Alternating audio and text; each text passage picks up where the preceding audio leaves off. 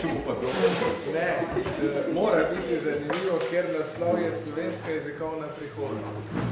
To se nas vse skupaj zelo dotika in mislim, da bo moderator Marko Stadej, profesor doktor Marko Stadej, znal to zelo dobro voditi in tudi vas motivirati za dodatna vprašanja na koncu. Hvala, profesor doktor Botimir Tivada, predsednik seminara slovenskega jezika, literature in kulture, ki ga prireja Centru slovenščine za drugi tuji jezik na oddelku za slovenistiko Filozofske fakultete Univerze v Ljubljani. Seveda mora biti zanimiva ta prireditev, če to zadnje dejanje maratonskih dveh dnevov, in bo pač poskusili, ne, gosti so dobri. Publika, kakor vidim, kar dobro kaže, ni pregosta, ne, ampak to je kvaliteta. Goste je pa res dobre, no. Čeprav je okrogla miza relativna zadeva, ne, zlasti o prihodnosti, ampak ne, ni okrogla miza prihodnosti, ne vemo, kakšna bomo, ampak točno to dvoje bomo počeli. Ne. Moja hčerka 5-letna je rekla, ja, mi imamo tudi okroglo mizo v vrtcu in jemo na njej.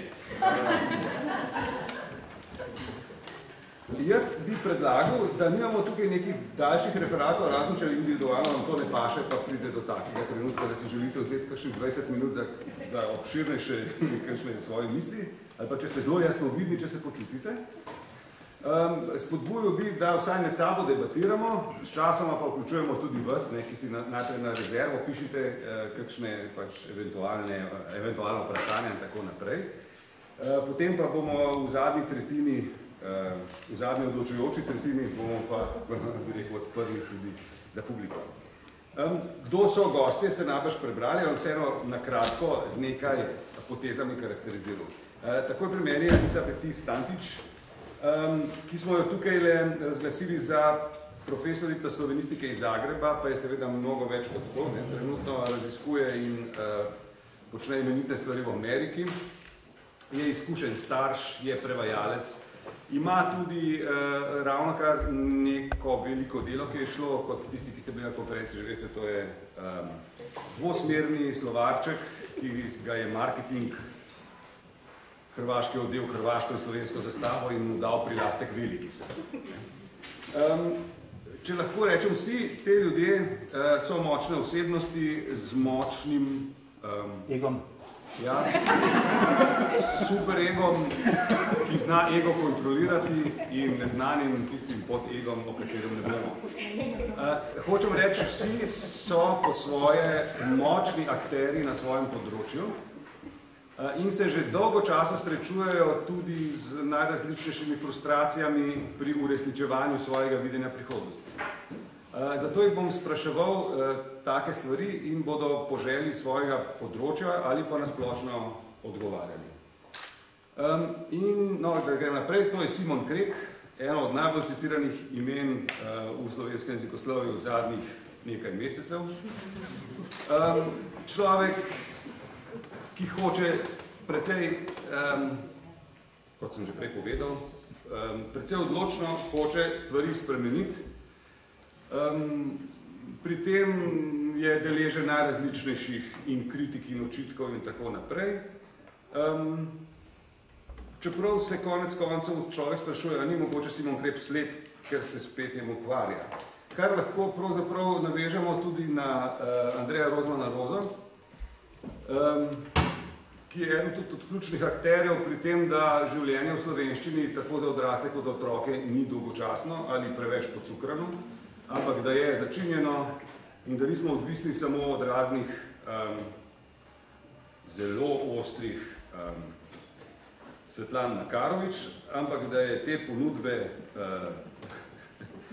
res dobrih stvari za otroke, ki ne želijo odrasti v dolgočasne birokrate.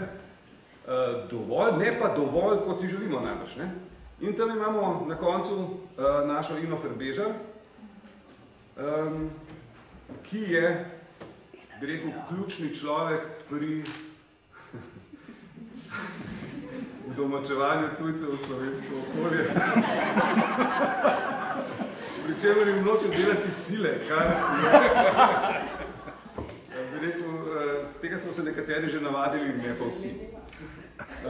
Zdaj, ne mi zamer, če sem vas tako predstavil, kot sem vas, ampak če bi hotel zadnjega predstavljati pač s polno CV ropotijo, bi trajalo pač do konca.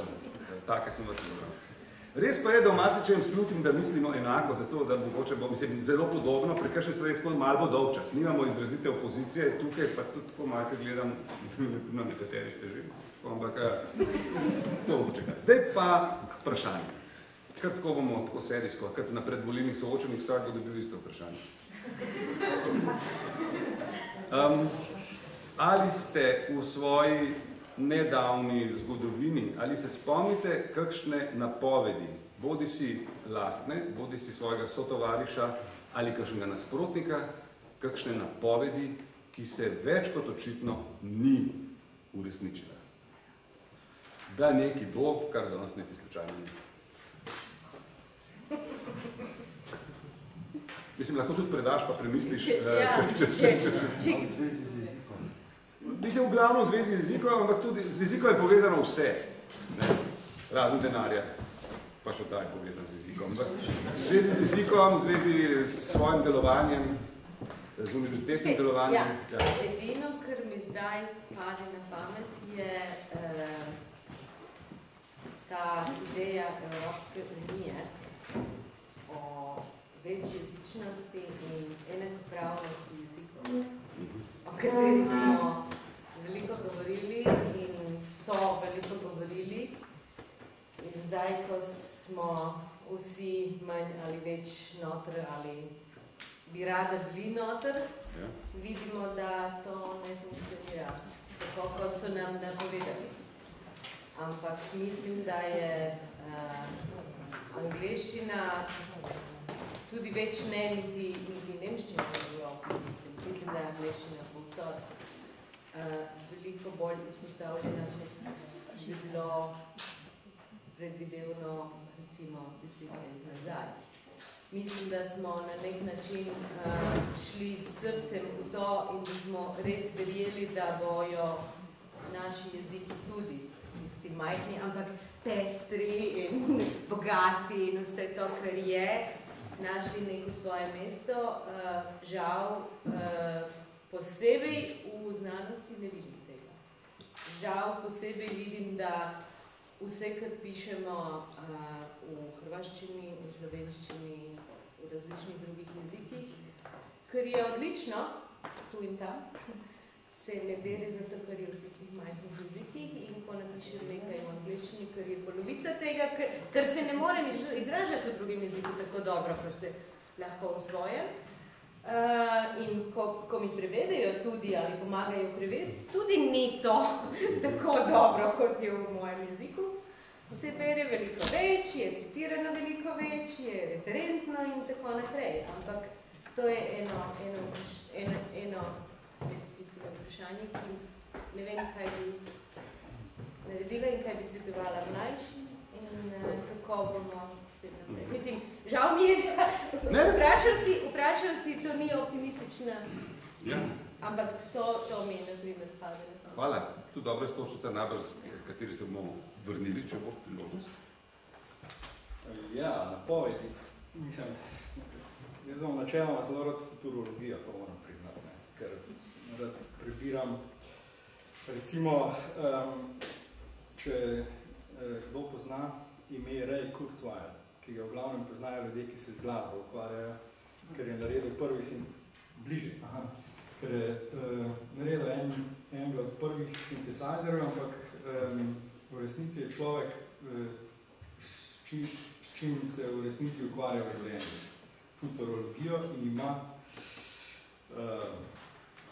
podjetje, ki to prodaja. To prodaja tehnološkim drugim tehnološkim podjetjem, pač prihodnost. In zdaj se bom premaknil v bistvu na področje, seveda, ki ga poznam. Ne. Jaz sem leta 1995 začel delati na DZS-ju, kot urednik za slovarje in takrat ni bilo niti senčice dvoma, da delamo slovar na papirju. In da bo tudi na koncu papirni slovar prišel iz tega, čeprav smo uporabljali korpuse celo. Naredili smo korpus, ker ga je treba, ker ga pač prej ni bilo. Ampak potem sem leta 2001 bral članek, ki ga je John Sinclair, ki je en od zelo znanih slovaropiscev, napisal že 3 leta, 4 leta pred tem. Pač takrat sem jaz do njega prišel in je napovedal naslednje.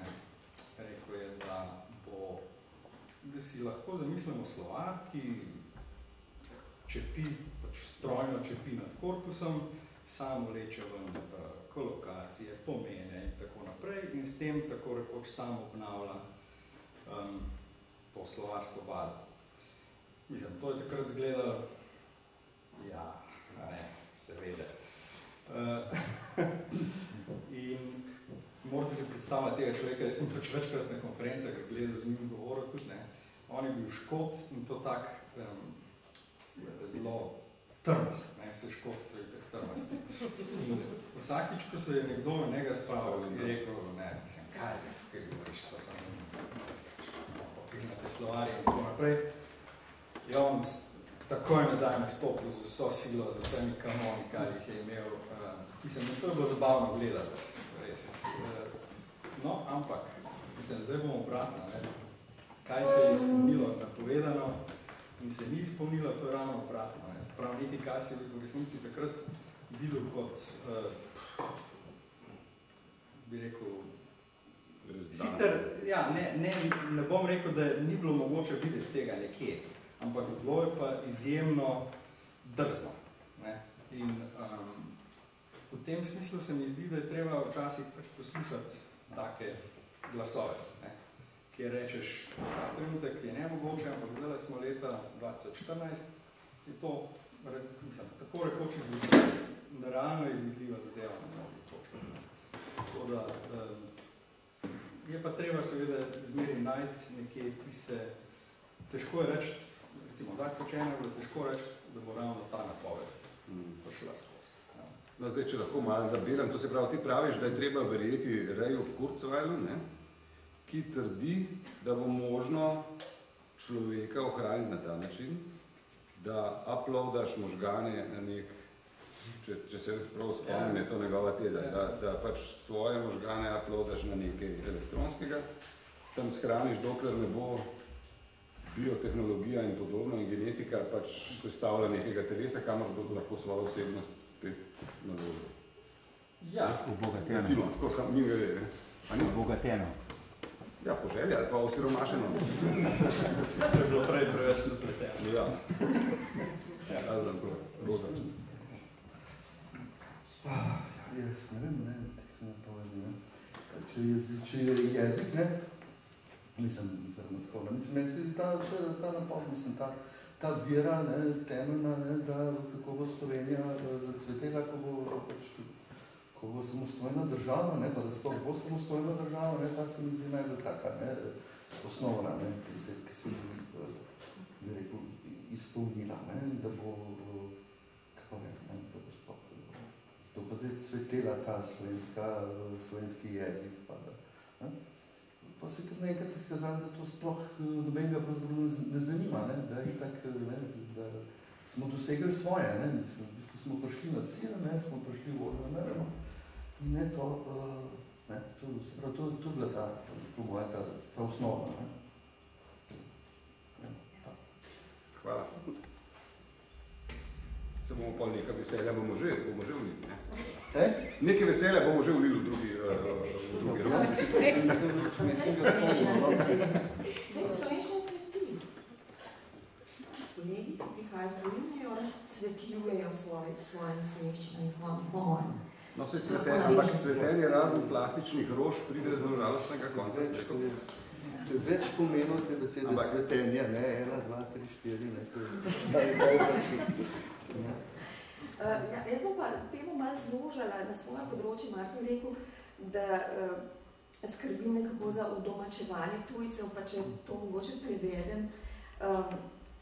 ukvarjam se s testi iz snovne slovenščine, ki jih tuji državljani potrebujejo za, oziroma, če izpit pravijo, dobijo certifikat, ne, tuji državljani, in ta certifikat lahko predložijo za razne namene, med drugim tudi za pridobitev državljanstva. In jaz se spomnim, pred dolgimi leti, leta 2000 točno bilo, ko se Univerza v Ljubljani pridružila eni taki prestižni zvezi, ki se ji reče Zveza evropskih jezikovnih testatorjev. In jaz sem prišla z enim ogromnim problemom, namreč testi, jezikovni testi, ki so pogoj za slovensko, za pridobitev slovenskega državljanstva, to bo tako kar se mi zdelo kar strašljivo, nekaj se mi zdelo, da z našimi testi ni najboljš. In sem da spraševala, kako tudi imate teste za državljanstvo, in so oni vsi govorili. Ina, tukaj se ne ukvarjamo s politiko se v jezikovnem testiranju ne bomo ukvarjali. To je bila neka napoved, kaj naj bi se zgodilo. Minimum 5 let, 2004, se je Evropska unija začela širiti. In takrat so evropske države masovno začele uvajati ne samo jezikovne izpite za pridobitev državljanstva, ampak tudi izpite iz poznavanja kulture, iz stališč, ne samo znanja jezika in tako naprej. Skratka, od leta 2004 naprej se v Evropi marsikaj dogaja in to, kar je Anita na začetku povedala, dejansko dobiva nekaj čisto posebne razsežnosti. Mogoče to je ena taka zgodba, kjer se je na mojem področju nekaj sploh ne različilo. Mogoče, če lahko kar ti zadržiš, da gremo gore, ali kaj, ne vem. Drugo vprašanje, ki imam za vse predstavnike vseh področij, je sicer sorodno in pravzaprav ga je Anita že načela, ampak zdaj pa reče nekaj vas vprašal, preden gremo v podrobnosti.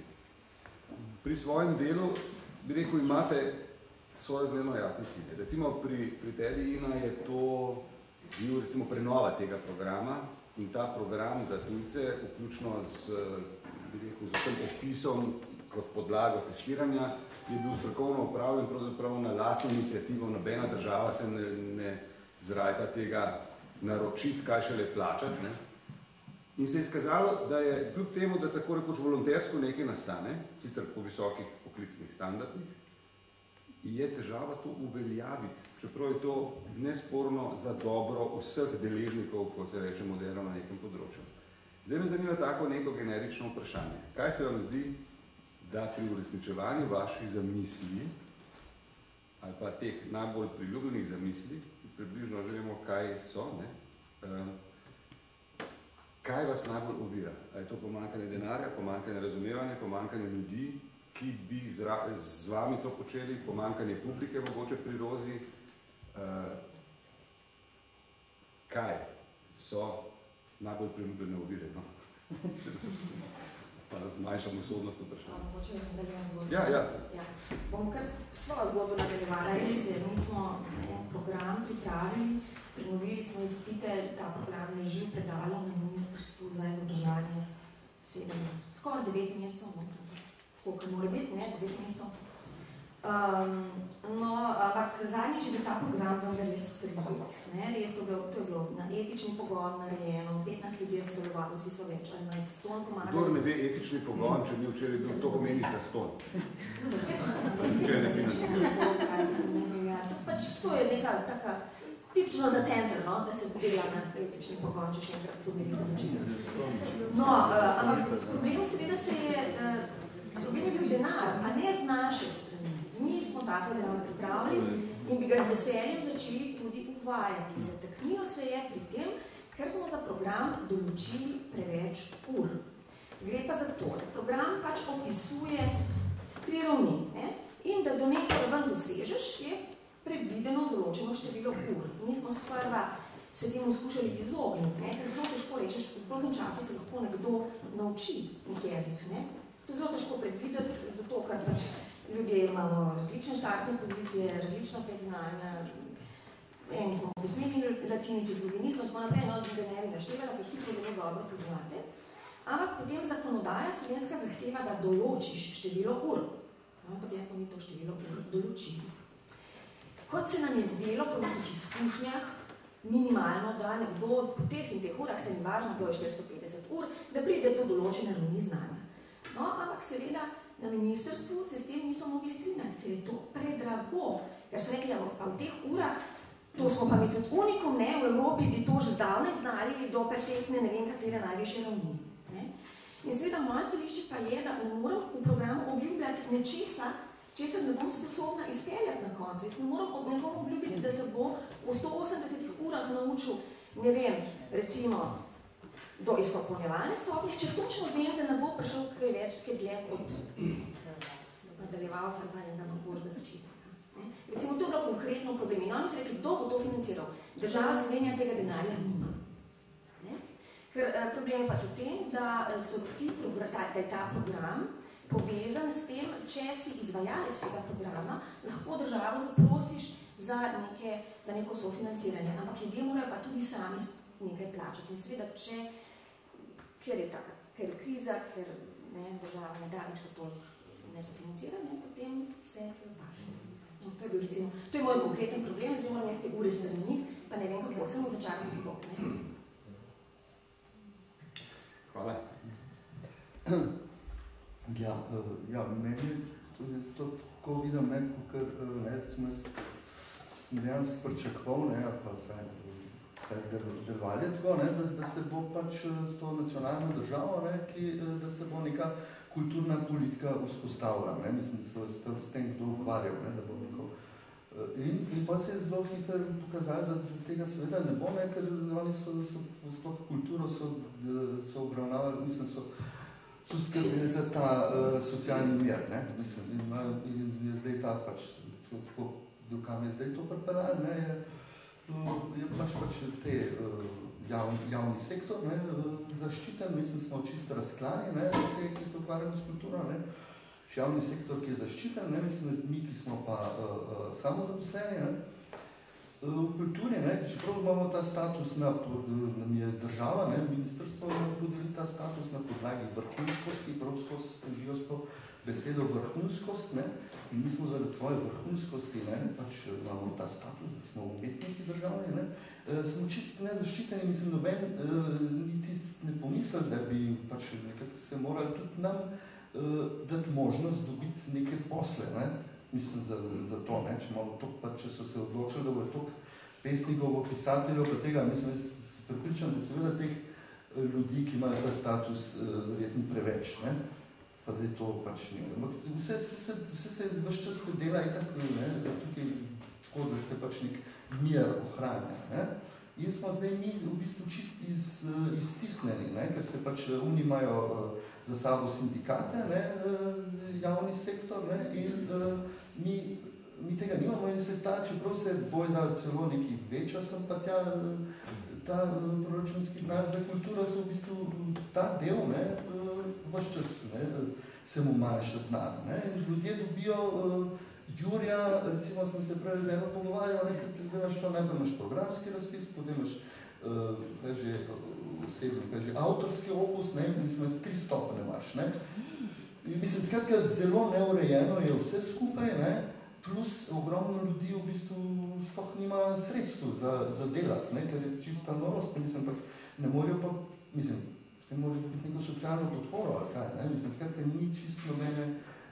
Lahko umestno vprašanje, javni sektor na kulturi, to misliš pač te stalno imaš teatr, imaš dramo, ljudkovno gledališče, vse te, ki so toliko veliki, da spadajo v javni sektor in so tukaj zaščiteni, in se nič proti njim, pa vem, da oni blazno garajo in so res zgarani, poškodb je zmeri več, vidim, res je zmeri več poškodb, sploh recimo ljudkarji ali pa to, ko imajo toliko naporen del. Pa pri opernih basistih tudi, ali? Ne. To sem pozanimal, ali drugega leta. Samo poškodbe. Ja, ampak, oni dejansko zgarajo, ne mislim, da oni, ampak seveda imajo pa ene prednosti, oni lahko in delajo zunaj službe in znotraj službe, mislim, so nekako bolj zaščiteni, kakor mi, Ja, in hkrati pa seveda tudi, mislim, zelo ne, mislim, čisto enostavno rečeno je, meni je tudi največja napaka kulturne politike to, da se sploh ne obravnava, se pravi, te kulture v slovenskem jeziku in sploh slovenske kulture, ali karkoli je ta, mislim, to je težko zamejiti, ne, mislim, ampak da se tega ne obravnava s strani konzumentov, se pravi, s strani ljudi, ki to rabijo, ne, kulturo, ne? Ampak se obravnava, da je to nekaj, kar rabijo umetniki za to svoje izražanje, ne? Mislim, za to, da uscvetijo, ne? Mislim, uscvetimo, ne? Da damo iz sebe tist, kar nas bi drugače tlačali, ne? Ampak v resnici pa je to nekaj zelo konkretnega, kar je pomembno za, bi rekel, za samo družbo, ne?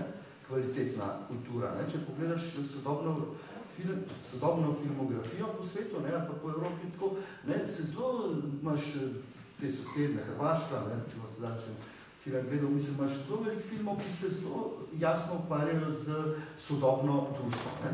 Pri nas se tudi nekateri filmi to ukvarjajo, ampak so hkrati filme na tako slab glas pripeljali, ne, cela ta politika, da ljudje niti ne gledajo, plus je sama distribucijska politika katastrofalna, mi skratka od filma imamo zelo malo feedbacka, mislim, bistveno manj, kot ga ima prebivalce ene druge od evropskih držav, v kateri bi seveda morala biti slovenščina enakopravna, ne? In če slovenščina ne bi bila enakopravna jezikom Evropske unije, imamo mi, uporabniki slovenščine, ne, pravico do enake ponudbe ali pa primerljive ponudbe kot uporabniki poljščine, italijanščine, drugih jezikov. Ne? Se pravi, mora ta jezik imeti na trgu eno olajšavo. Ne? Slovenščina se je vršila na trg, ne? Kot vse ostalo, ne? In se s tem čisto spregleda, da je to vendarle tema, ne? Ker Slovenija pa ne bi bila nikoli postavljena, če ne bi bilo teh jezikovnih mej. Ne? Slovenija je definirana izključno na podlagi jezika, ga ni drugega. Če ti dodam eno pod vprašanje, najbrž s tem, ne, da je slovenščina temelj pač kulture in bivanja, se bo najbrž strinjali točno tisti, ki, kot razumem te, si mogoče ne najbolj naklonjen do njih, to se pravi te, ki v imenu svoje bolečine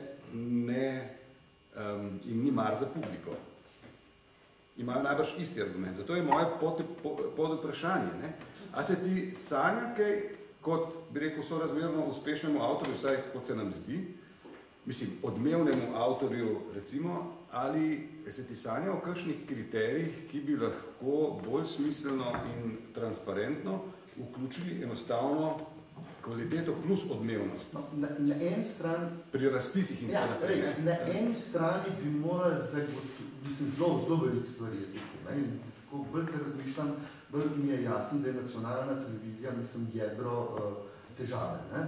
Ampak na eni strani bi morali biti čist jasno, da mi rabimo toliko pa toliko otroških filmov, mislim, se je zelo jasno, kaj rabi, ne? Kaj se rabi. Ne? To rabimo in to nekako moramo z razpisi doseči, da se bo to naredilo čim bolj kvalitetno. In da mora biti seveda tudi gledano, ne? Sprav mora biti sprejeto. Jaz mislim, da so to zelo jasne stvari lahko, ne? Kaj se pričakuje od nas, ki ustvarjamo, ne? To kulturno ponudbo tukaj. Ne? Zdaj, čakaj, pa nekaj... Ne, te kriterije, se si že delamo že odgovoril. To je tak... Ampak, a so čisti jasni, a so res čisti jasni? Ne, drugo, kar se mi zdi pa, da je tukaj zelo narobe, ne, ker je v Sloveniji to ekstremno, ne, da imamo mi, ne, če si ti ukvarjaš z umetnostjo, ne, se moraš ti odločiti, ne, a boš ti šel na subvencije, a boš ti šel na trg, ne. In zdaj ta trg je mejhan in se pravi, se ti splačajo na subvencije in zelo pogosto se to izključuje že v glavah, ne, recimo tisto, ki si v vprašanju na začetku prej postavil, kaj nas najbolj ovira, ne.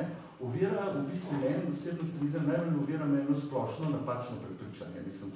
Mislim, zelo mogočno napačno prepričanje, recimo eno je to, da komercialna umetnost pa vrhunska umetnost, da ne morata biti isto.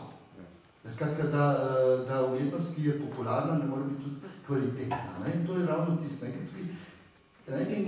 V Sloveniji imamo enormno, bi rekel, mislim, zelo močno zastopane kritike, teoretike, ne? Pa zelo malo praktikov in te tudi vladajo na tem kulturnem področju, ne, ki veš, so v komisiji, to so pa te hobotnice, ki tvorijo ta sistem, da imaš ti ene ljudi, ki pač živijo od subvencij, ne, ene ljudi, ki so pa na trg vrženi, to so pa čuki, ne, to morajo pa pokriti čim širši prostor in biti nekako čim cenejši, mislim, tudi ceneni vsebinsko, da pokrijejo to velik prostor. Ne? Mislim, tako, se pravi, da se mi zdi zelo pomembno, da se tudi na nek način presekal ta ekstremna raznolikost. Ne? Ljudje sovražijo avsenike, ne? Mislim, te intelektualce. Pri nas je blazno sovraštvo, ne? Med dvema poloma, ne? Komercialno pa tisto. Ne? To se mi zdi tudi. Bolj fuli tega tedna naprej. Velik stvari ne bo. Ja. Jaz se kar identificiram. Vse sem vas opozoril, da se vam tegne to zgodi. Politično se učili, vse stranke niste govorili. Samo moje, to mislim, to čez drugo bode. Ja, zdaj bom z druge strani isto. Pač situacija je taka, da sem se zgibal v svojem življenju po zelo različnih okoljih. Ne? In prvo okolje, ki je bilo, tako, če ga opišemo na kratko, je velika firma. To pomeni, da ima veliko denarja in da je hkrati komercialna. Se pravi, da želi nekaj prodati, mislim, po možnosti dobrega. Ne?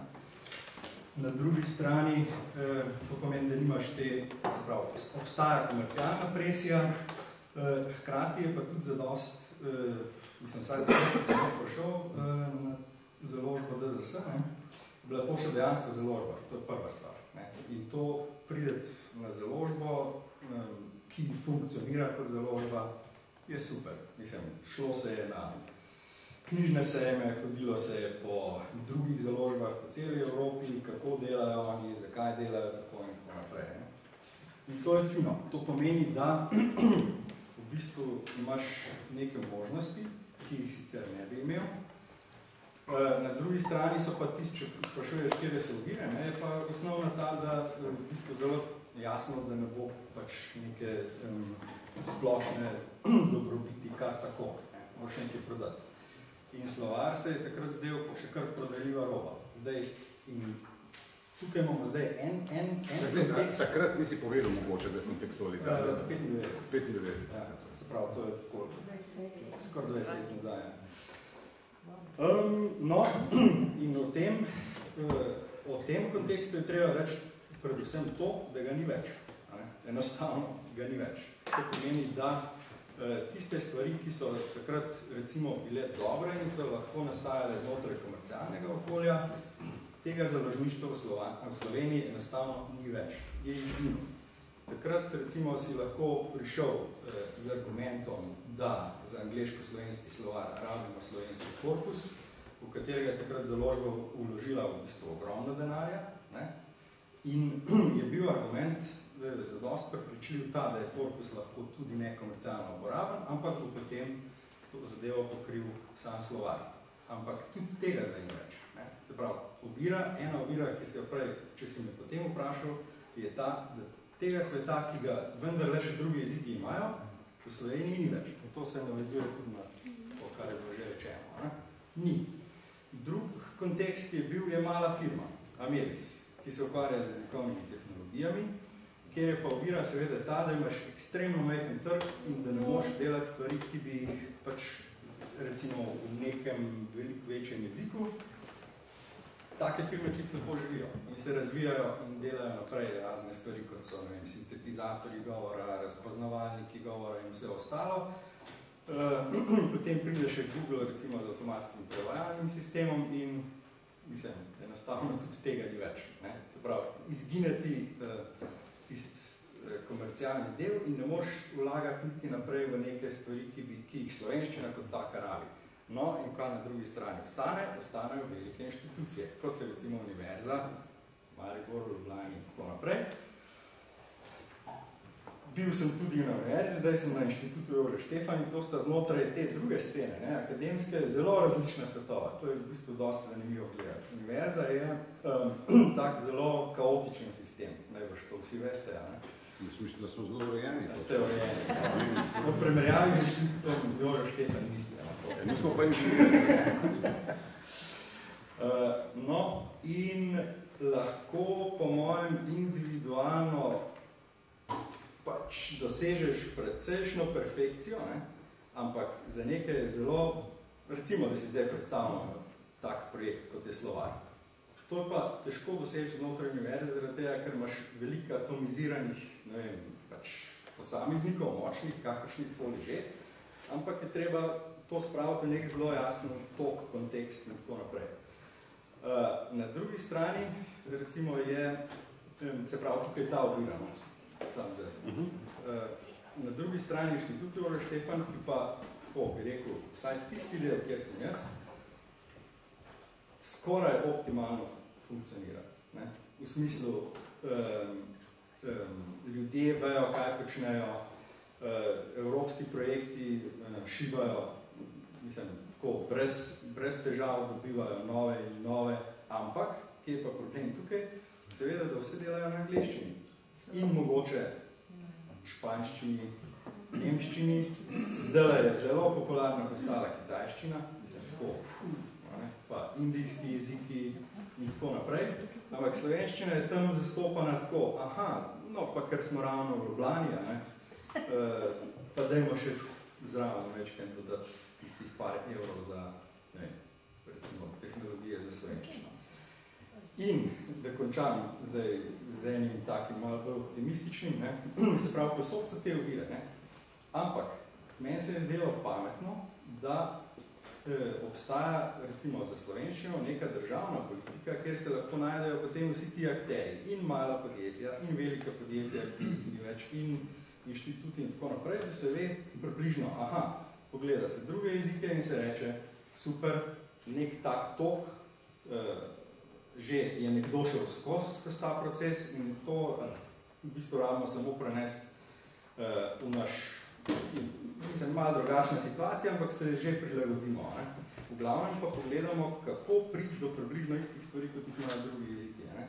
Zato, da se lahko potem pripenjajo razni akteri na to, pač tam, kjer lahko. Ne? In če zdaj govorimo o temu, kar se je dogajalo, recimo mogoče, koliko ste spremljali, ne vem, vsaj nekateri, resolucija o jezikovni politiki, akcijski program oziroma akcijski načrt za opremljenost je natanko to. Se pravi, namen je ta, da lahko potem vsi akteri rečejo, vključno, ne vem, s temi financerji, ki so edini še ostali, pa tukaj recimo števam noter tudi program, ta evropski program obzorja 2020 in podobno. Ne sem tisto, kar nam pride prvo na pamet, ARRS in podobno, ne? Ampak da se vsi ti lahko preklapljajo na nek smislen program, ki da čez 4-5 let, 6, kakorkoli že, en rezultat, kjer se pač zakonujejo ta mesta, ki se zdaj prazna. Najlepša hvala. Hvala. Meni se zdi, v povezavi s tem, kar je Simon zdaj povedal, z mojega vidika denarni problem. Ne zato, ker ga ima ogromno, ampak zato, ker mislim, da je veliko večji problem v akademskem okolju, pomanjkanje želje za spremembe in pomanjkanje ugotovitve, da ta svet ne obstaja več. Jaz mislim, da se veliko tistih, ki so deležni na nek način imajo odgovornost za spremembe, ali ne zavedajo, ali ne želijo o tem se pogovarjati. Jaz lahko povem, kako je zdaj slovenščina na Hrvaškem, ki je bila največja morda in najbolj organizirana študijska smer. Vse skupaj, južna slavistika in slavistika. Pri nas je na primer na 4. in 5. letniku redno bilo 15 študentov na jezikoslovju, na prevajalstvu, zato ker so bili zainteresirani, potrudili smo se in tako naprej. Lansko leto je bilo 3. Jaz mislim, da bo naslednje leto bilo tudi. Jaz mislim, da če ne naredimo nečesar, da potem ne bo več slovenistike v 4. in 5. letniku. Lahko bomo samo govorili o tem, da jih naučimo nekaj malega prve 3 leta in kaj potem, ne? Jaz bi zdaj samo znanstvene strani, tisto, kar sem delala v Ameriki in ker vidim, da se dogaja, slavistika, germanistika, vse se zapira in se bo. Zapira? Ja. Tiste nacionalne stvari, mislim, to ne obstaja več. Lingvistika res cveti. Tako da se mi zdi, da je vprašanje za nas, učitelje univerzitet, kaj poučujemo, zakaj poučujemo, ali poučujemo predvsem na Hrvaškem za Hrvaško, ali za stik med hrvaščino in slovenščino in to je konc, ali bi lahko hrvaščino in slovenščino in srbščino, makedonščino, vse jezike dali na mizo na ta način, kot so zdaj angleščina, španščina, ne zato, ker so veliki, ampak zato, ker so strašno zanimivi. Jaz sem zdaj v Bostonu, imam stike z profesorji, ki niso slavisti, ki so lingvisti, na Harvardu, na Tuftu, to so svetovna imena. In ko jim jaz potem povem za nekatere gramatične, slovnične detalje iz slovenščine in hrvaščine, oni pravijo, zakaj pa mi ne vemo za to? Zakaj raziskujemo tiste eksotične jezike, ki jih ne moreš preveriti, ker nas je dovolj, da lahko preveriš.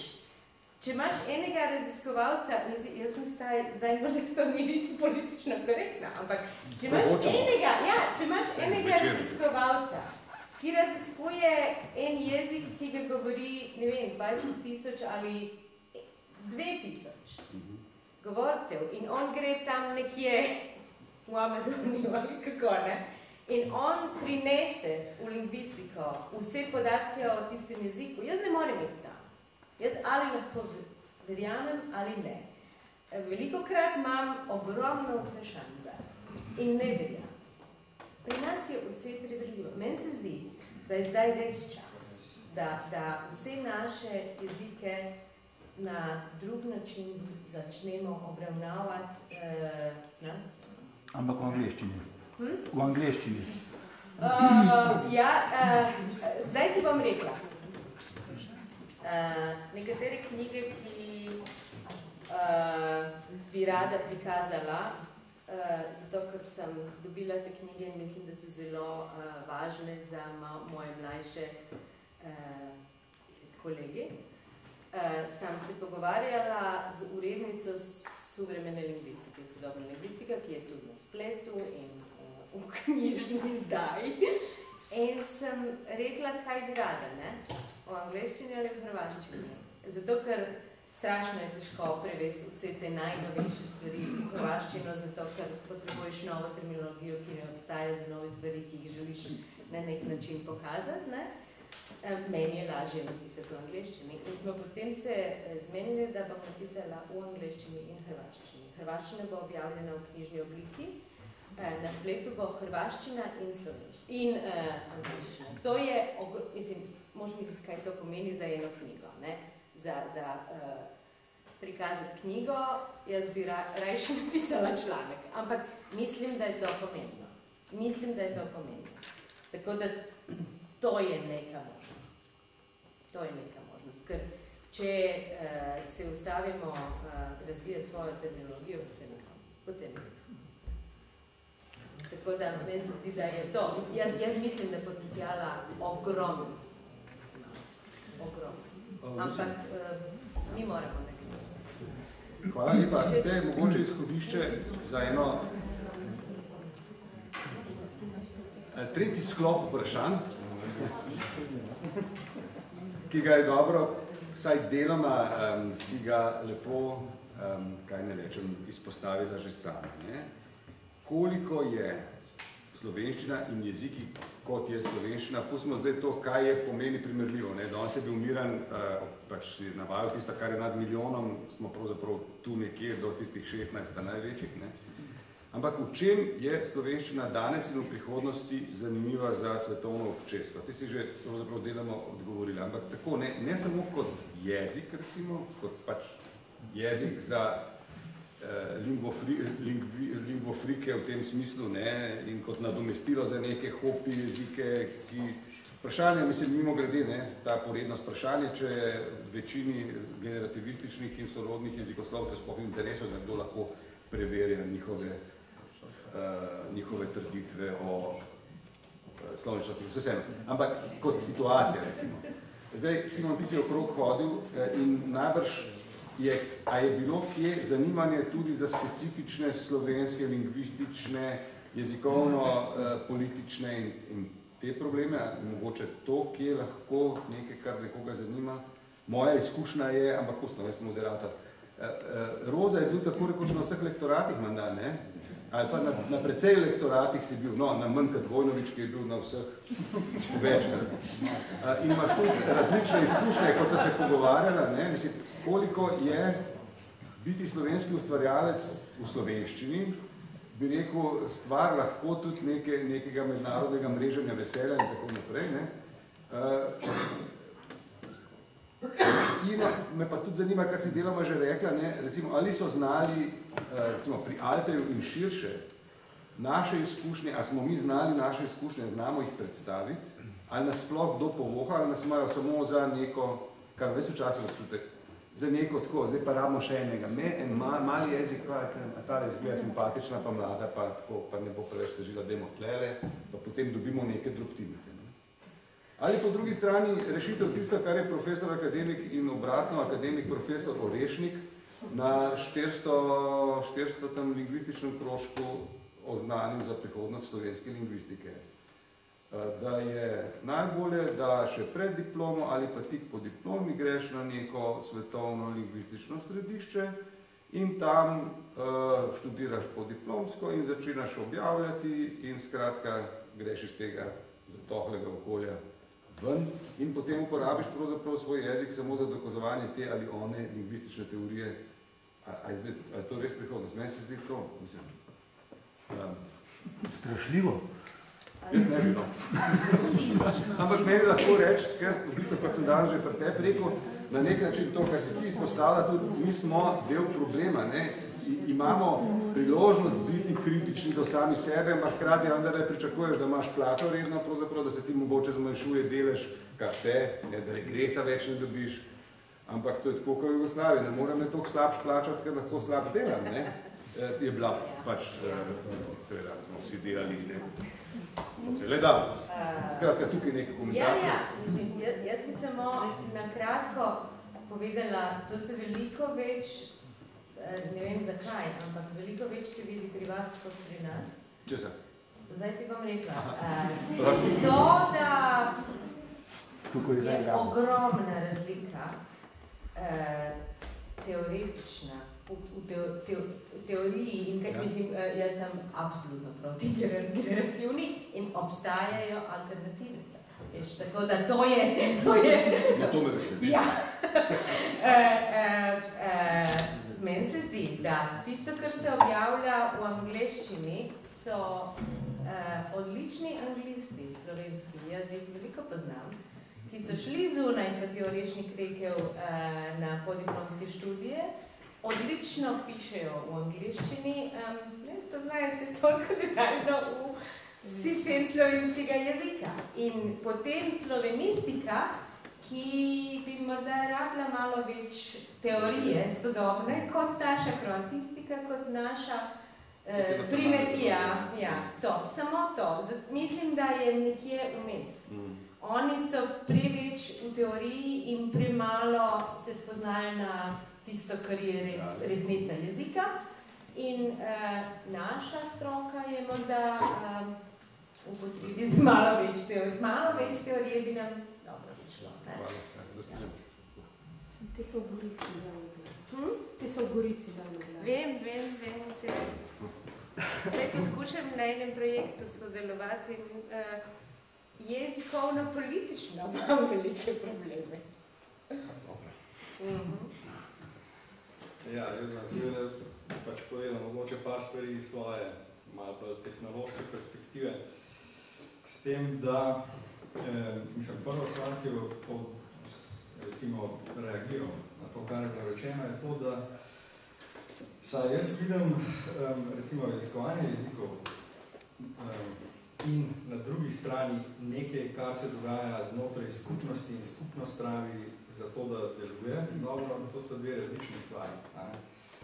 In kolikor lahko raziskovanje k temu prispeva, je sicer ok, ampak verjetno živi tudi čisto svoje lingvistično življenje posebej.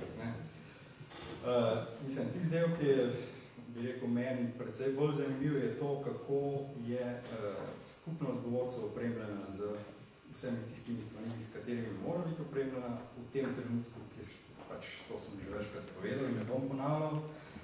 Okolje se spreminja, v digitalno okolje in pač to bi bilo treba definitivno upoštevati. Zdaj, če si vprašal pa, kakšen je status slovenščine v tem smislu, ker to, kar se lahko vidi, mislim, vsekakor lahko spremljam, recimo, kako slovenščina deluje znotraj teh evropskih projektov, ki se ukvarjajo z jeziki, z raziskovanjem, ampak vse, kar je evropskih projektov, v bistvu mora imeti nek zelo funkcionalni cilj na koncu. Se pravi, moraš dokazati, bi rekel, ocenjevalcem, da tisto, kar boš na koncu naredil, sicer si raziskoval, ampak kar bo vam iz tega padlo, mora biti za nekoga uporabno, za podjetja, za kogarkoli že.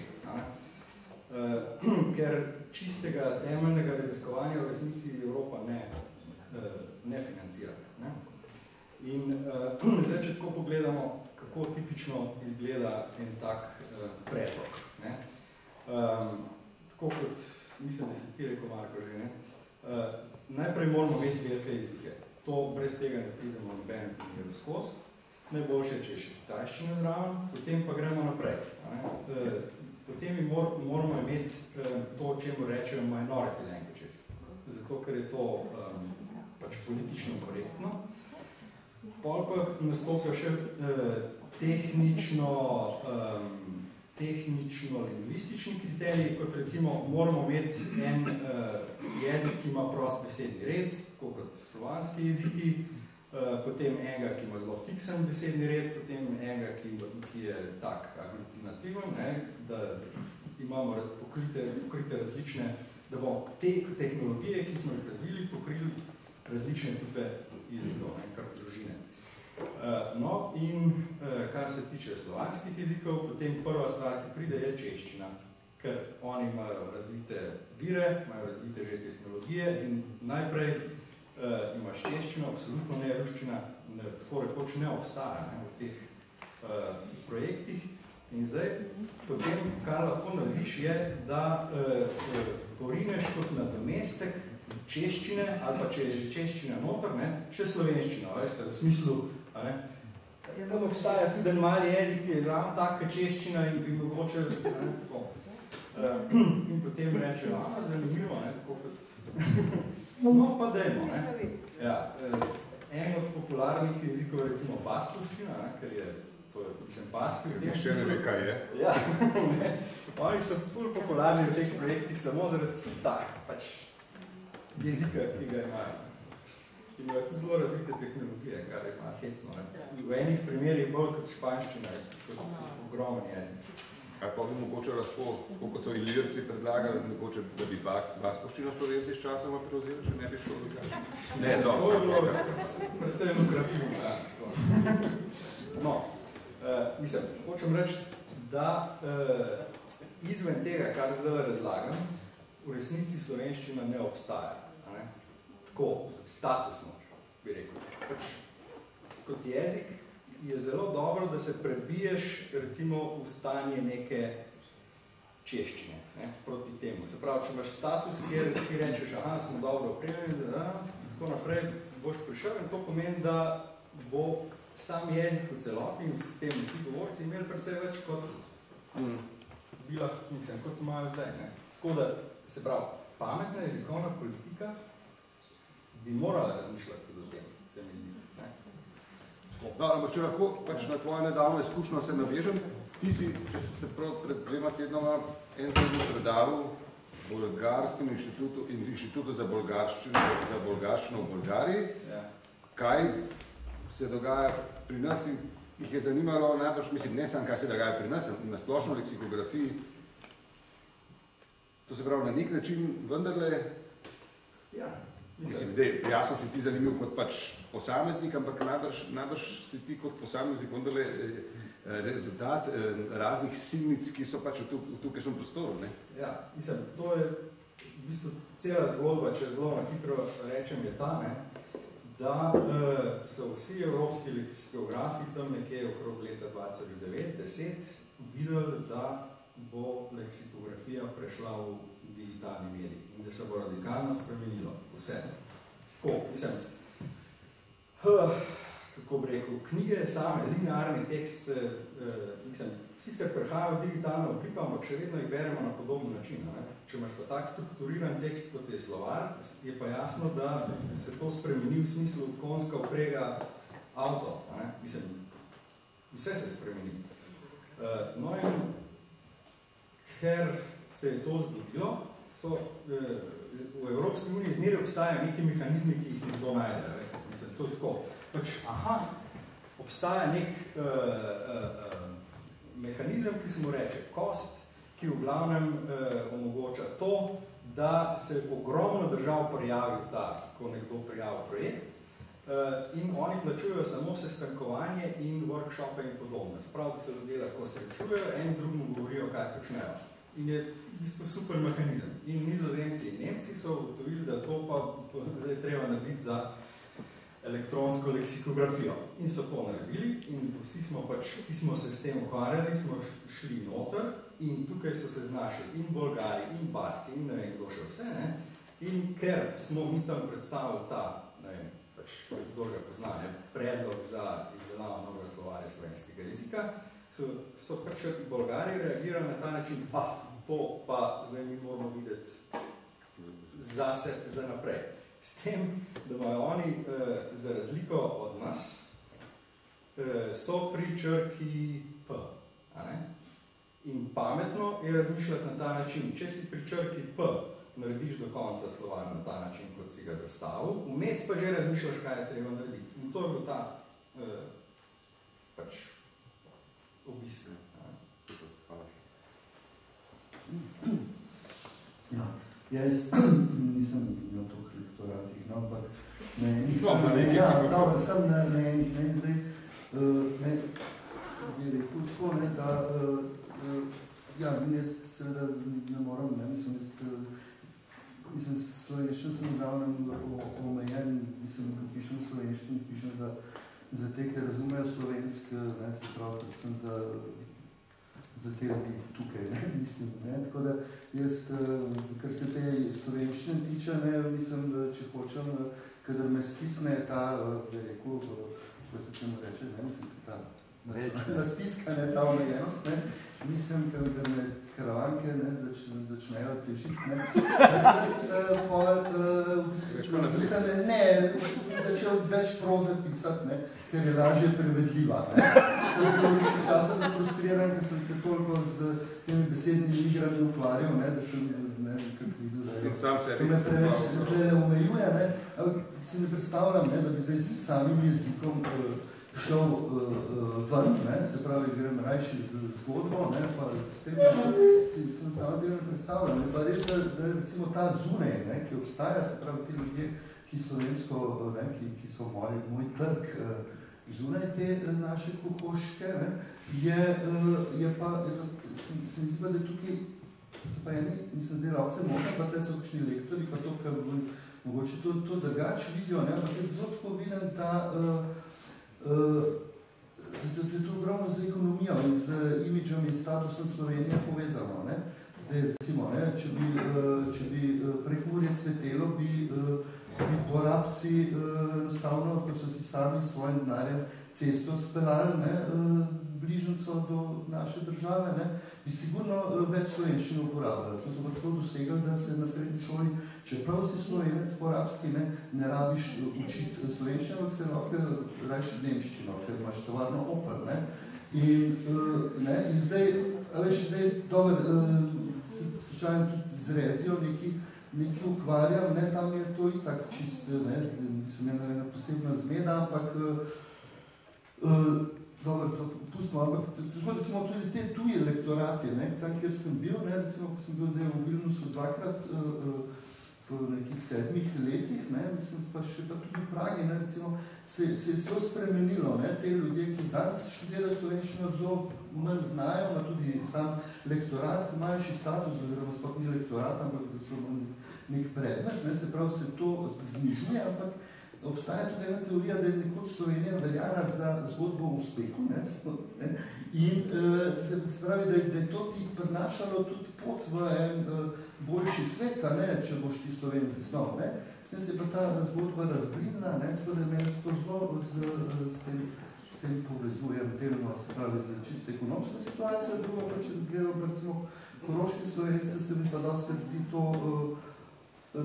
mislim, sem prav res, sem rekel, če to napisal, ampak dejansko še še enega 16-letnika tam, se on blazno bori znotraj sebe, biti Slovenc, ne biti Slovenc, mislim, s to identiteto in on rabi ene elemente, ki mu bodo kakor argument, da je slovenščina nekako enakovredna tisti konkurenčni nemščini in temu prostoru, ki jo nemščina postavlja. In potem se hitro lahko boš zelo previden, da ne boš kaj se čist nori na ene zelo banalne, recimo, filme za moje pojme slovenske ali pa recimo tako zelo velikim pomeni, mislim, za okrog Gorana Bregoviča ali pa Kusturice, se takoj skregam tam, ker to je ta podaljšan slovenski prostor, v bistvu je Balkan, in seveda tudi oni čutijo to bolečino, ko včasih so šli na maturantski izlet slovenske gimnazije v Dubrovnik, zdaj grejo pa na Bled,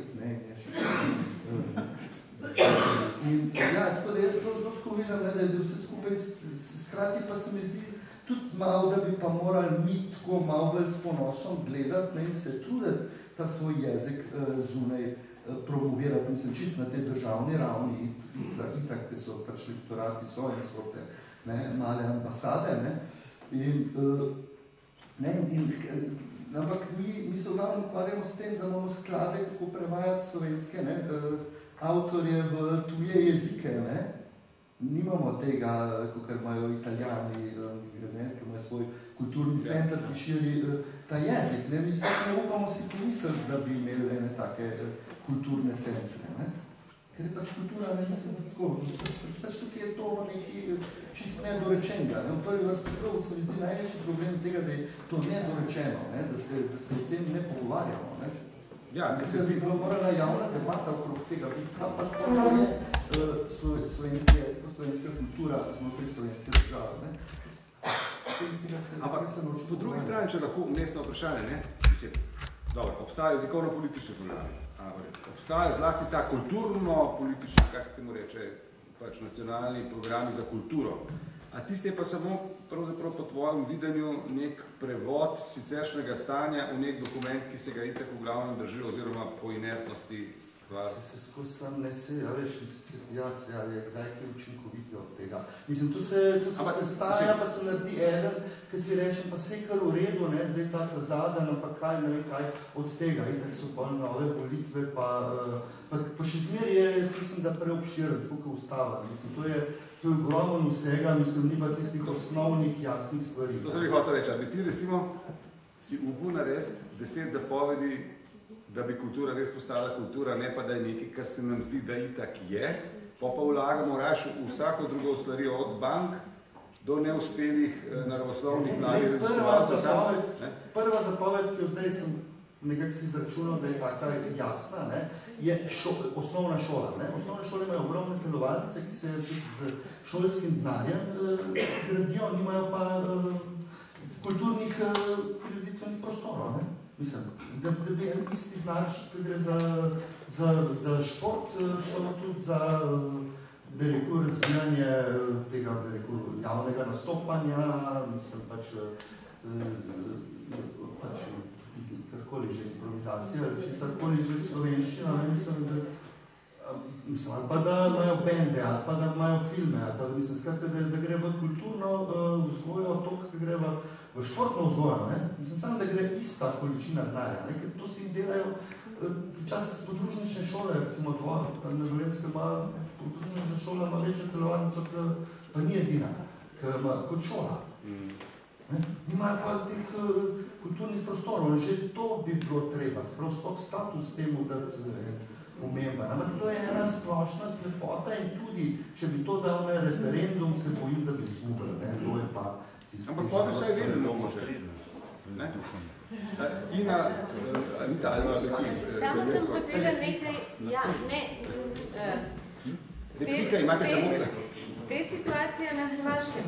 Jaz ne vem natančno zdaj koliko, ampak ogromno. Mislim, da je 26 slovenskih domov na Hrvaškem v zelo različnih mestih, tako da v Zagrebu je največji. Povprečna leta oseb, ki prihajajo tam, ki so Slovenci, je 60-65, bi rekla tako nekako. Ko pride Goran Vojnović, potem nas je 30, ko pride nekdo drug, potem nas je 15. Meni se zdi spet, da je to, ko gre za kulturo, tudi en velik problem, zato ker je Slovencev, ki so gradili hrvaško kulturo. Imamo knjige, ne? Ogromno, zelo so na nek način znameniti. Jaz ne vem, zakaj, ker smo sosedje, se ne izpostavi veliko več, mi smo se pogovarjali z ambasadorjem prejšnjim o kulturnem centru, ki se ni zgodilo, zato ker je predrago. Zakaj se na nek način ne izpostavijo veliko več kot kot morda Slovenci ali pripadniki Hrvaške in slovenske, zelo tiho so. Mislim, kot mi smo tukaj, nekateri govorijo slovensko, nekateri ne govorijo, tisti, ki so mlajši od 30 let, ne govorijo slovensko, ne prihajajo, ne obnavlja se slovenska kultura, na primer na Hrvaškem. To je ena zelo 19-stoletna, tradicionalna kultura, ki nikoga res ne želi. Tole so kar iztočnice zame, ker mogoče bi pa morali spremeniti način poučevanja, ne, slovenščine, ne, skupaj s promocijo. Ne, mogoče pa s tem, da vztrajamo pri nekih zelo enojezičnih metodah, ne, to, kar si ti omenil, ne, v šoli je slovenščina pač kot ena, se tam uči retorike, se uči, ne vem, kaj žene, kaj bi bilo recimo treba mogoče to. Ena stvar, mogoče bi bilo treba slovenščina bolj enakovredno s kakšnimi drugimi jeziki tudi vzpostavljati temu za zdaj, ne, kad prihajaš z Amerike, to poznaš te metode, ki se v angliščini reče translanguaging, ne, pri nas so pa to prevedli, ne vem, med jezikovanje, kaj takega, ne, jezikovanje, kjer pravzaprav gradiš jezikovno zmožnost na podlagi vseh obstoječih jezikov, izkušenj, česarkoli že, ne, se ne govori več zdaj o posameznih jezikovnih zmožnostih, posameznih jezikih, ampak kar o enem splošnem repertoarju, ne, mogoče je to ena od stvari tudi, na katero bi morali tudi pri nas mislijo začeti razvijati, vsaj razmišljati, ne, se mogoče, ne, za nas to ni relevantno, ampak vsaj razmišljati, ne, tem se mislim.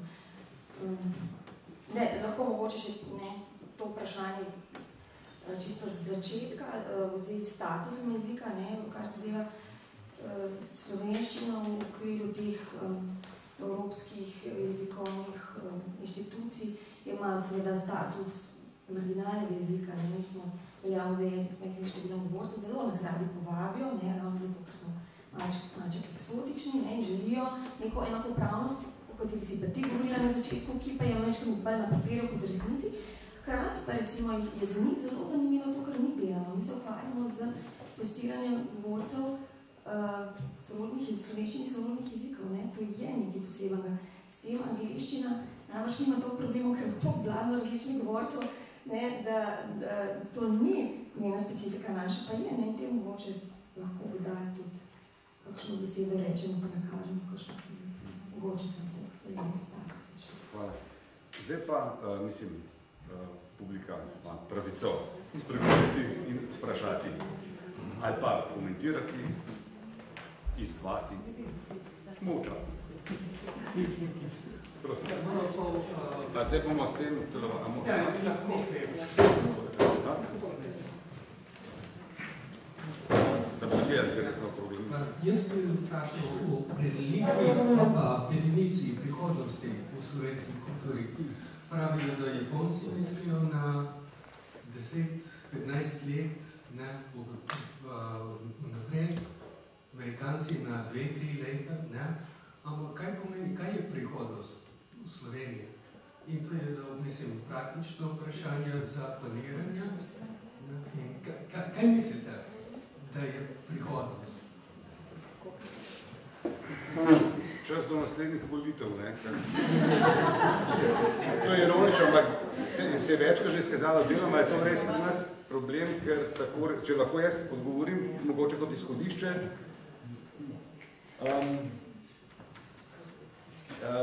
te, bi rekel, poklicne, politično neodvisne birokracije nimamo dovolj resne, da bi bilo mogoče načrtovati periodične dejavnosti za karkoli več kot za tekočo neko akcijo. Nemogoče. Ker je slovenska birokracija v glavnem kot zlata ribica, obrne se in, kdo ste? Dame ima frustracijo z mediji. V tem smislu, da tisti, ki so lani prišli iz tistih medijev, jim letos pošleš ves material, vse, daj bo, kaj bo, en vabila, kliče človek iz iste redakcije.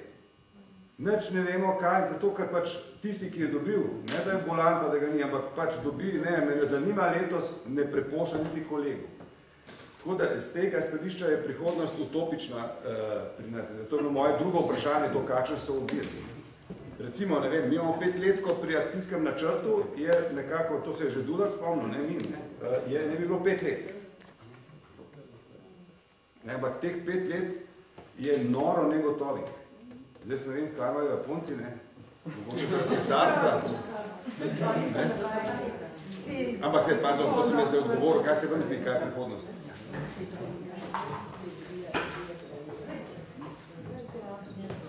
Se strinjajo z moj.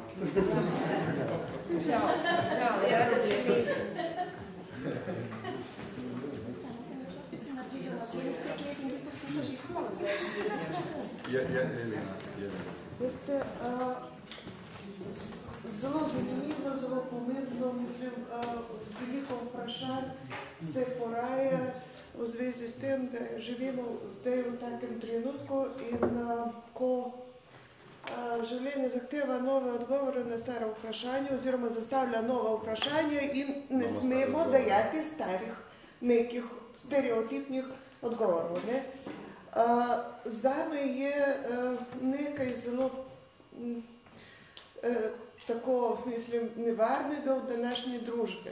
To pomeni, da podcenjevanje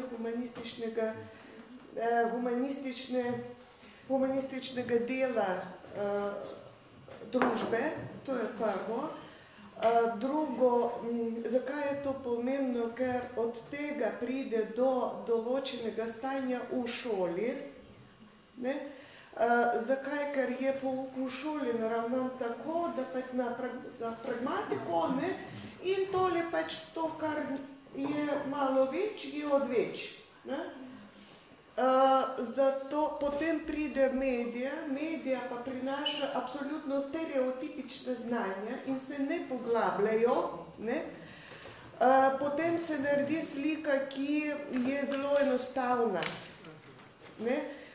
S tem pa mladina izgubi zanimanje za svet, za zanimive stvari, ki jih lahko dobi, če se malo več poglobi, ampak se ne da poglobiti, ker ima samo to, kar eventualno tale novinar prinese, ki se ne bo poglabljal v stvar. Zakaj? Če pa ta mladi izve malo več, potem je veselje zanj, pa tudi za druge. Zakaj to govorimo o tem?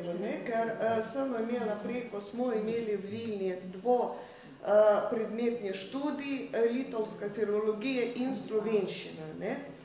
Zdaj študentje so diplomirali, tale prva stopnja je minila, zdaj so na drugi stopnji in sem nekaterim govorila, da so šli na magisterij, na kakšne druge sociologija, politika, politične vede, marketing in tako dalje.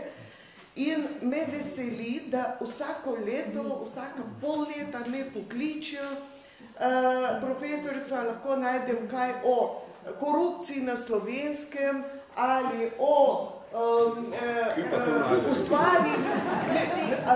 To je tema diplomske naloge, magistrske naloge, primerjava korupcije na Slovenskem in v Litvi. In to je blazno zanimivo za naše litovske profesorje, tiste, ki se ukvarjajo ravno s temo sociologijo, z kakšno zgodovino, z marketingom in tako dalje. Da se kaj naučijo od Slovencev. Ja, veste, kaj je zanimivo, kar primerjajo. Litva je enako majhna država in potem imajo svoje neke posebnosti in s tem, mislim, s tem obogatijo tudi svoje znanje o sebi, ravno s tem, da nekaj več izvejo o Sloveniji, ki je sicer daleč, ampak je tudi nekako vključena v ista evropska razmerja.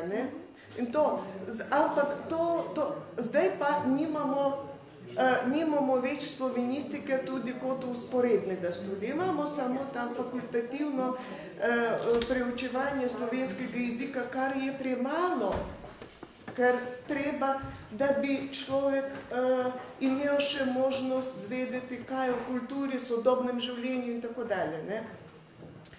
Zakaj pa je to tako? Ker spet smo pri istem. Je Evropska unija, v Evropski uniji je Anglija, je Nemčija, je angleščina, je Skandinavija še, hvala Bogu, poleg vsega.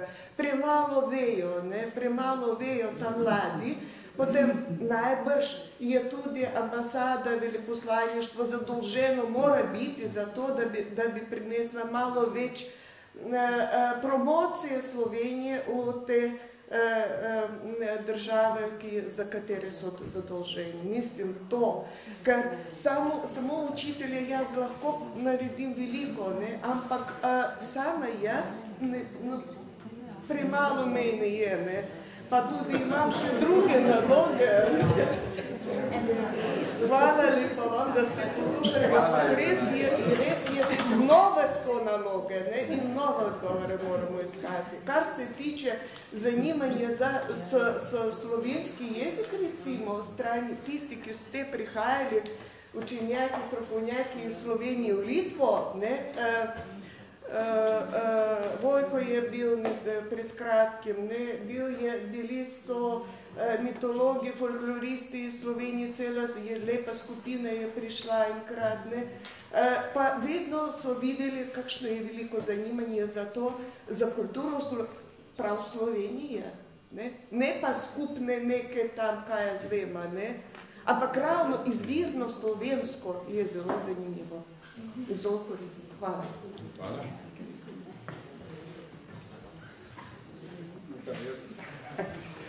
Če malo polemiziram, če lahko. Jaz bi vsem, glede na to, kar je bilo rečeno, izpostavil eno stvar. In sicer to, da ta trenutek, za razliko mogoče 15 let nazaj, zares ni težko priti do informacij v slovenščini, o Sloveniji in tako naprej. Če si prej moral se potruditi, ne vem, da je morala imeti vaša knjižnica neke knjige slovenske in tako naprej, zdaj je vse tam. To, kar pa je problem, je pa to, da pač slovenščina, Slovenija in vse ostalo tekmuje z neskončno množico drugih zelo zanimivih stvari. Ravno tako kot, tega pa prej ni bilo, Oboje gre skupaj.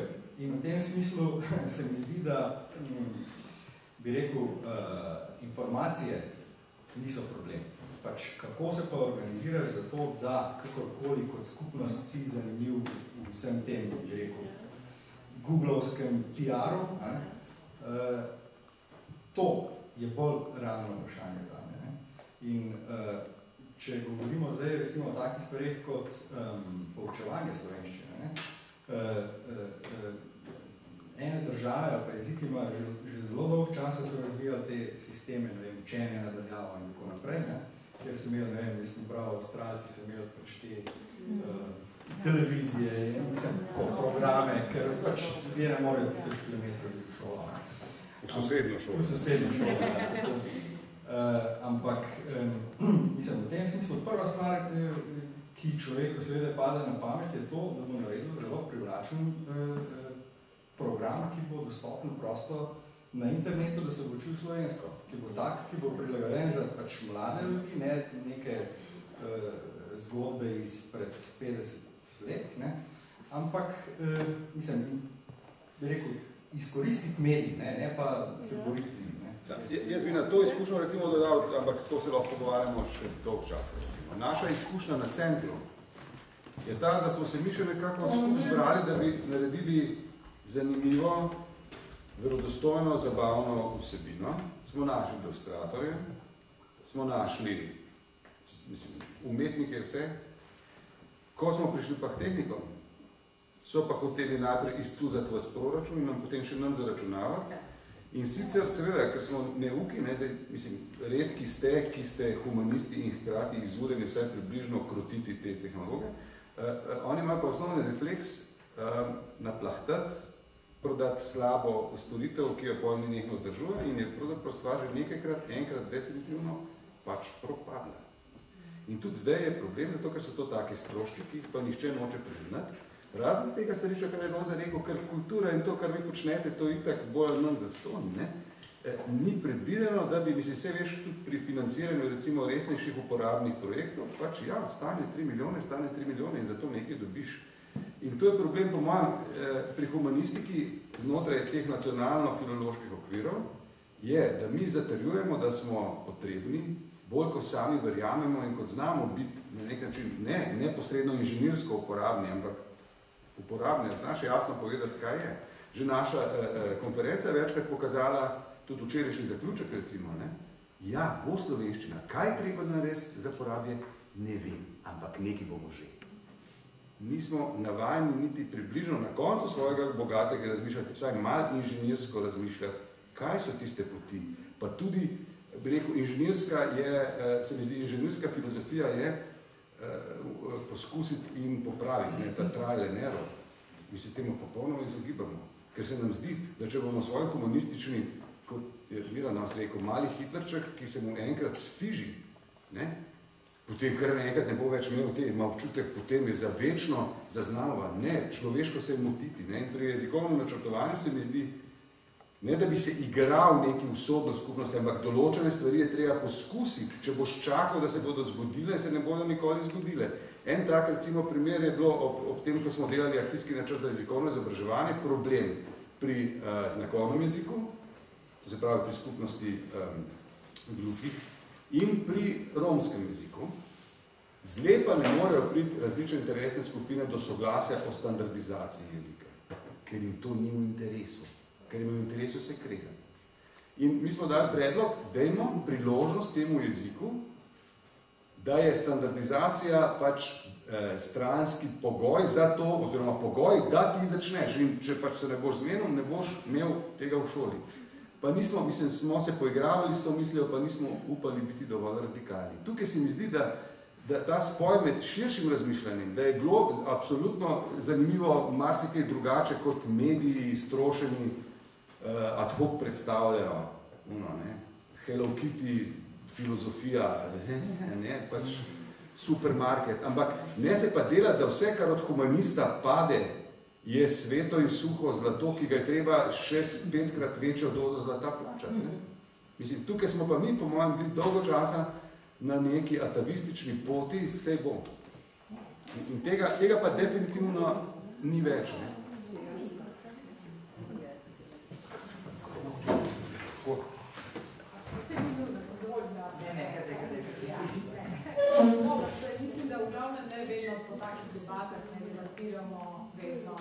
poudarjamo te slabe stvari in tako naprej.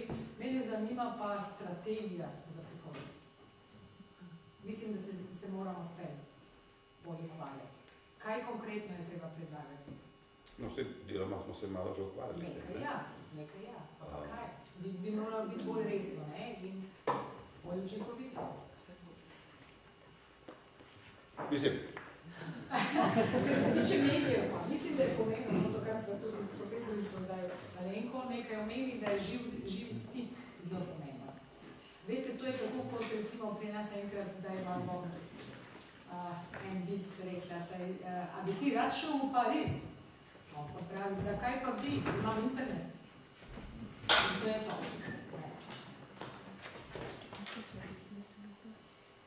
Če ste prav razumeli, ne? Vse imamo, ne? Tako da mislim, da je to kolegica dobro omenila, ne? Da je treba. Ja, že bi se to zelo omenila. Ne samo ta, ampak je pa gotovo. Jaz bi rekel to, vprašanje, če greš v Pariz na neko komercialno pot, kjer ti pokaže Eiffel stolp, slavolog zmage in oddaleče nekaj, poslikaš in greš domov, je res vprašanje, če ni bolj, da doma delaš predeturo, ne? Da pa doživiš Pariz kot Pariz, ne? Moš biti pa ali prekarni delavc, ki gre kaj, ne glede na to, kaj se vam bo zgodil, ali moš biti pa akademik dobro podprt z mednarodnimi zvezami in tako naprej, da se to lahko privoščiš. In zdaj se mi zdi, da je tukaj, bi rekel, neke poenostavitve ali ker včasih mogoče že niso delovali, zdaj teh ali takole, ne? In se mi zdi, vsako norčevanje sodobnih stvari prinaša njihovo zmago, zato ker pravzaprav podpiraš nekaj, kar ne deluje več. Ne? In zato strategija, ja, recimo, na področju jezikovne politike in jezikovnega načrtovanja smo mi nekako, bi rekel, en krog skupaj z drugimi in vsemi političnimi peripetijami pripeljali do tega, da je vsaj približno neki začrtan in s to strašnimi težavami, zato ker nekateri se izogibajo kakršnemu koli postavljanju finalnih ciljev. In moja interpretacija je zato, ker se utegne zgoditi, da ne bodo mogli izpolniti svojega cilja in so navajeni, da so vsi akademski cilji, ki jih poznate, poprečno vse, kar se mislim, zdaj bom sarkastičen, ampak preko 20 letih v resnič, najbrž ni dovolj kvalitetno. In včasih se to dalo, zdaj to ni več tako, ampak sprejeti to je težava. Seveda je pa, ne, to je tako, kot kaj, mislim,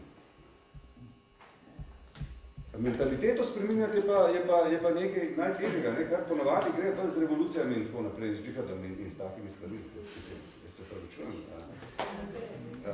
In jaz mislim, da ta, ni da izpostavljamo probleme, ampak na nek način pač tudi takole govoričenje, ki ni govoričenje, ali pogovarjanje, pravzaprav mogoče ti prinese kaj. In moja izkušnja je, da če na ostro govoriš z mislečimi ljudmi, ki hočejo nekaj doseči, je super. Če pa ti ne veš, kaj hoče doseči, nimaš nobenega načrta, si lahko pa sprt za zmeraj, ker na tem sporu pravzaprav gradiš. Pa ne, nikoli ne bomo.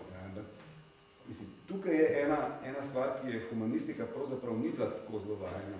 Ali so bili pa res drugačni časi, ne?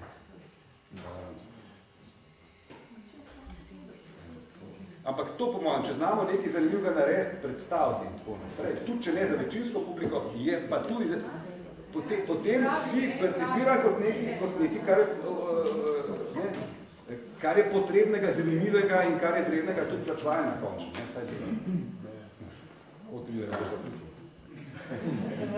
Sam dodal bi, da dejansko polemičnost je bila v slovenskem prostoru, če se zdaj vrnem samo do Škrabca. Tam so bile polemike izjemno ostre. In Škrabec, recimo, kljub temu, da je oče slovenske fonetike, ni popolnoma nič uspel s svojim sistemom. Je bil prezapleten in je dejansko, kljub temu, da je tisti, ki je porinil glasoslovje do te mere, ki ga sedaj imamo, oziroma tako, da je potem lahko tudi Bezlaj in kasneje Toporišič gradil, dejansko je s to svojo polemičnostjo samo sprožil val, ki je potem prinesel tisto eno smiselno rešitev, ki je bila pa bližje Kopitarjevi kot pa njegove. Tako da meni se res ni pomembno, da se, koliko se ne da debatira, sodeluje, kar je nenazadnje bilo tudi tvoj zaključek včeraj. In to se mi zdi zelo pomembno, ampak dejansko pa izkoristiti vse resurse. Jaz pa mislim, da tu te majhnosti se pa včasih preveč zavedamo, na drugi strani pa spet premalo. Zdaj bom pa pač mene za Amerik, no, se ni novinarjev tu, ampak mene moti zelo govorjenje o tem, da lahko Slovenija ima dvotirno, ker si ravno govoril o politični strukturi na ministrstvih. Ne. Se vemo, kdo je to rekel, ne, da v Sloveniji ni problem imeti tako, da ko prišla nova vlada, bomo pa vse zamenjali. Ne. To je bilo govorjenje enega izmed politikov. Ne. In mislim, da tu je problem. Ne, da mi se ne zavedamo, da imamo pač toliko in toliko strokovnjakov in vse moramo združiti, da bodo ti strokovnjaki nekaj dobrega naredili. V redu, malo polemike je lahko, ne, ampak konkretno, mislim, lahko je tudi dosti polemike, samo na koncu se je potrebno zmeniti, ne, ker tu recimo Škrabec ni nehal delati, ko niso njegovo stvar sprejeli. Ne, je še vedno dobro, šel je, pač ima idealne pogoje, ne, šel je v samostanje in je tam pisal. Idealne pogoje. To so idealne pogoje, ne več čas. No, se tudi Metelko je od svojih študentov do svoje smrtnih zahtev, da so pisali v Metelčici, ne glede na to, da je bila pač prepovedana in tako naprej. Jaz bi dopolnil še z nečim, no, se mi zdi, pač moja izkušnja je ta, ja, treba polemizirati, ampak na neki točki se je treba tudi odločiti, prevzeti odgovornost in znati tudi pač priznati, imel sem prav, smo dobro naredili, ali pa ne vem, to je bilo zdaj 4 leta, pa mogoče je šlo mimo, ne. Ker imaš potem možnost, kakšne stvari, ne, spet začeti. Ker to sem jaz zelo hotel vprašati po teh javnih stvarih, ne vem, tle človek pomisli, bi bilo treba recimo na ravni kulture, na ravni inštitucij, stvar, ne, ilustrirati, ampak resitirati. Tako ono, k boj za to, kar so na Divjem zahodu, ne, kar so se zbrali, pa je bila pa tekma za zemljo. Ne, mislim, si zdaj predstavljaš, leživo, recimo jezikoslovci na Prešernovem trgu in zdaj pa razpostavimo po Ljubljani te zaklade, ne. Mislim, tle imaš za delanje slovnice, tle imaš za delanje slovarja, tam in pol kdor prvi pride, to ono postavi, ne, mislim, v tem smislu se zdi, ja, ampak je problem ravno tega trenutka tako finančno, denarni problem. Ni problem, pa je problem, se strinjam, da ni problem, ne. Jaz mislim, da večina med nami humanisti, če bi rekel, zdaj ti dam 4 milijone evrov, če si pripravljen do jutra zjutraj napisati, saj približno smiselno, zakaj boš to uporabil.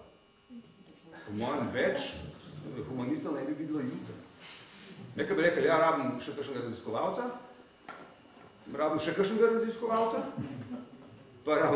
raziskovalca, pa kam bi šel, pa ne bi prištrikal do 200-300 tisoč, ne, pa se mu pa nehala fantazija.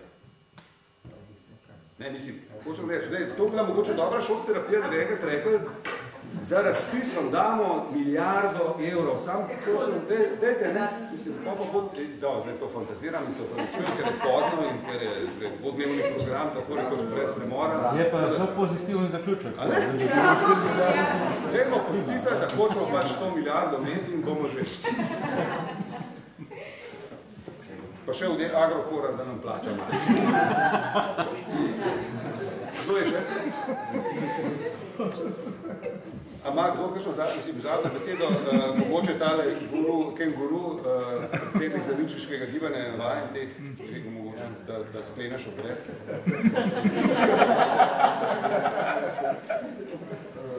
Ja, ne, pa ponavljate za mano, ne? Ja, našel si na mislih, za vsem svetu da na svoje ime, vodi še naprej naše kraljestvo in daj, da mislimo po tvojih zakonih, tako na samem, kakor tudi javno. Daj nam danes naše vsakdanje zgodbe in ne preženi nas v angleščino, ampak nam omogoči čim več dobrega.